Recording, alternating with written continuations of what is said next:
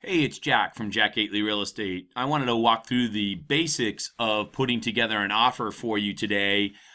Keep in mind that this video could be subject to a lot of different variations regionally throughout Massachusetts or by agency to agency. So this is generally just a rough outline. There are many variations which are certainly acceptable. And different agencies might do it differently. You yourself might do it differently on any given transaction. So just a basic outline of how to get it done. So the first thing you want to do is head over to your ZipForms account. And if you don't know how to do that yet, you can watch my other video called Getting Started with ZipForms. And if you haven't done that yet, you want to go do that right away. So log into your ZipForms account, click Forms over to the upper left-hand corner, click your library, go over to Mass Association of Realtors, and then scroll down to your contract to purchase real estate, because that is what an offer is. Form 501, it's a contract to purchase, So you have arrived. Fantastic, you did it.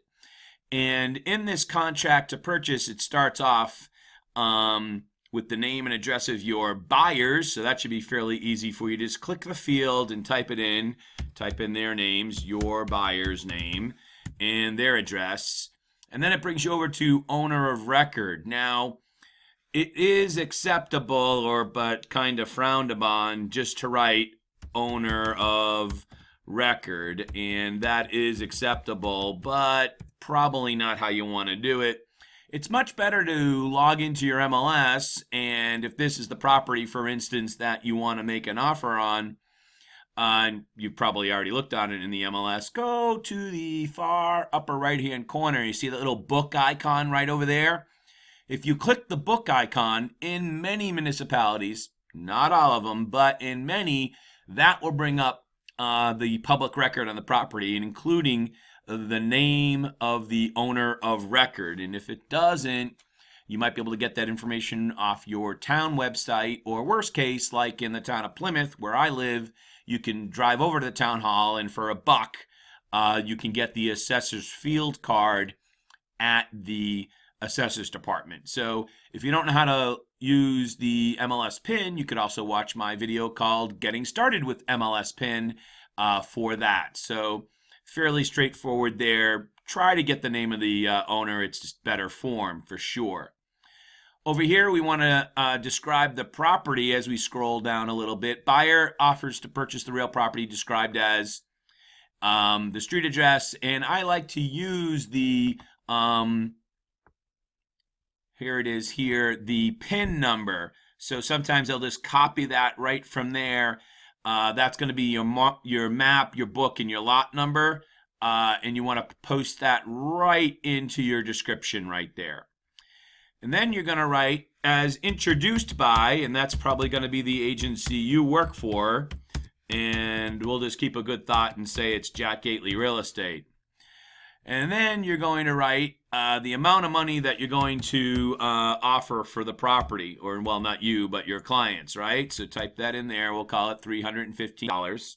Now, currently, and this is totally going to vary from time to time, but with an offer here in Plymouth, it's not uncommon to see that come along with a, not a $10,000 offer, Jack, a $1,000 offer.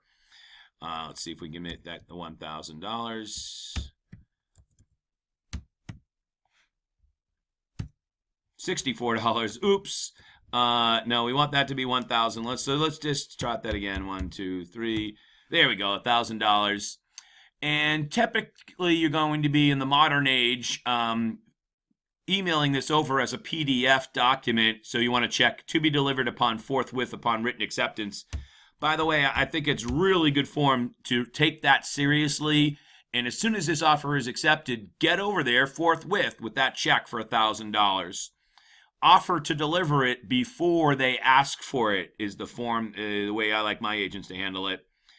And then you're going to, in here, the offer is valid until, usually going to say 5 p.m., And theoretically, for this example, we're going to say that we're going to put this in at the end of May, on May 31st. So just to make everything a little bit easier for everyone, we're going to say that for the purposes of this, it will be good until tomorrow afternoon on June 1st, 2017.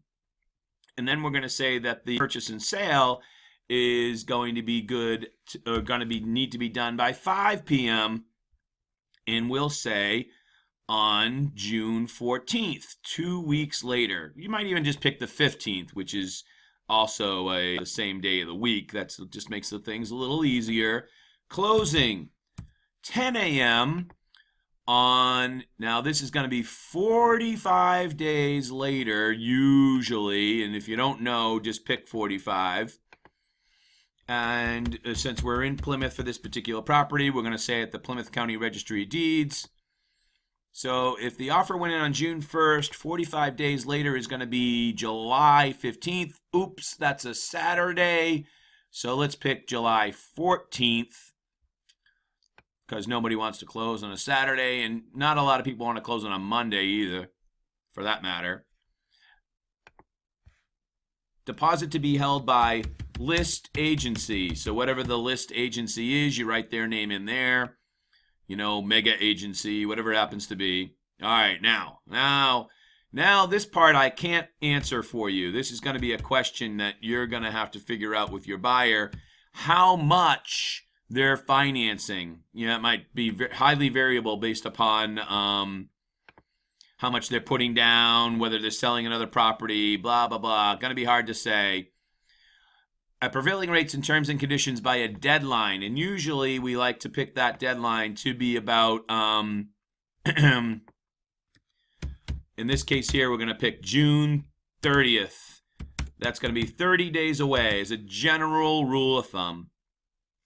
We also need 30 days away from the accepted offer. We also need to put in a day that they're going to apply by. So in this particular situation, I like my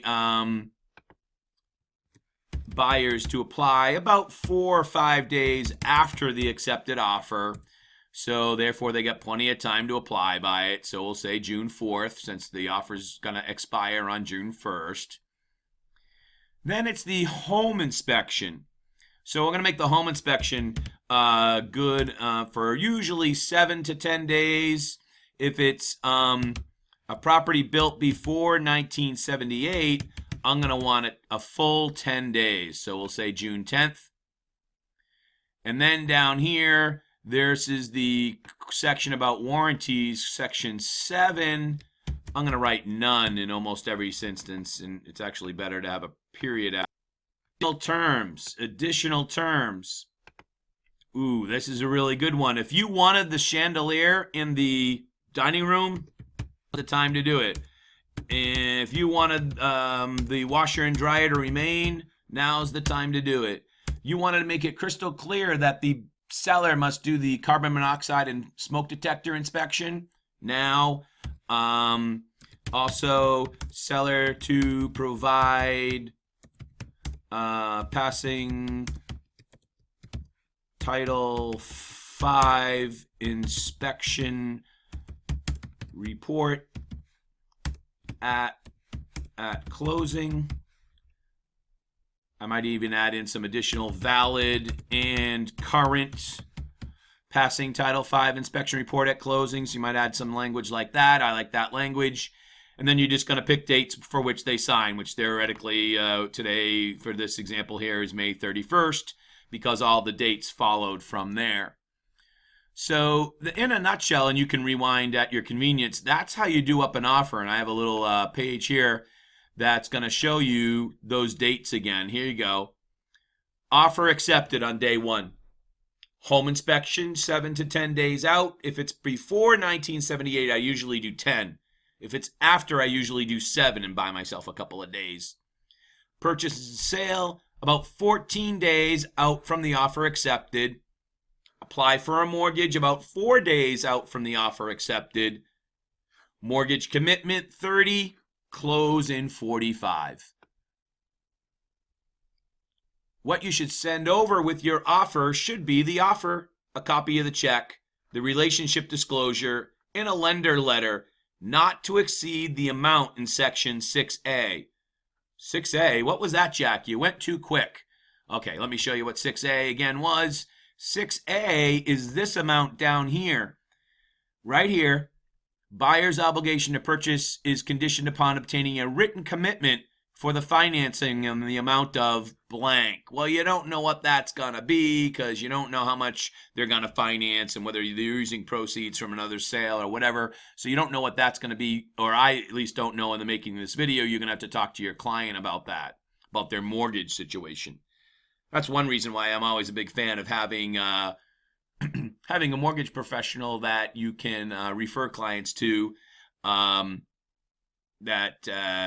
it gets things done and get these answers for your clients as quickly as possible. So send that all over as a PDF. If you don't have the lender letter with the amount not exceeding this amount in section 6A, you can send it over without that.